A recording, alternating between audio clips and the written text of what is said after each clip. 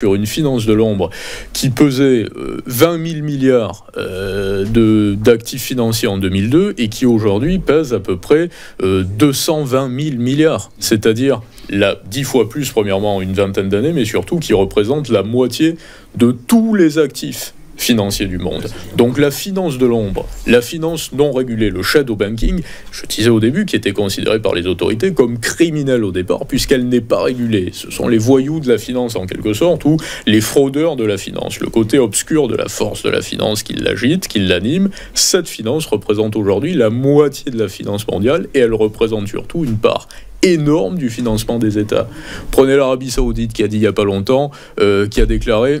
si tout que vous avez des fonds qui n'appartiennent pas à la finance traditionnelle, qui n'appartiennent pas, on va dire, au système bancaire, puisque d'ailleurs même le terme de shadow banking a été banni. Maintenant on appelle ça de la finance non bancaire ou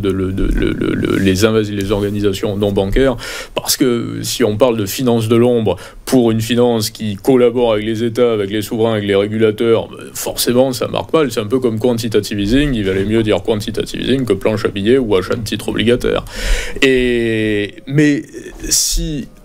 le jour où on va se réveiller et s'apercevoir finalement qu'on a une bulle au niveau des États qui ont été gonflés, qui ont été gavés par les fonds et notamment par les gestionnaires d'actifs et par les hedge funds, forcément cette bulle va éclater. Donc la situation dans laquelle on est aujourd'hui, c'est qu'il y a une crise qui arrive, qui est la crise des dettes des États occidentaux, puissance 10, voire 100 par rapport au petit prélude que l'on a connu en 2010-2011, après la crise des subprimes, et que cette crise va être en quelque sorte les subprimes des États. Vous allez avoir des États qui vont se rendre compte finalement, des populations, des nations qui vont se rendre compte que leurs États se sont engagés sur des crédits pourris qu'ils ne pouvaient pas rembourser, parce que l'État ne fonctionne pas.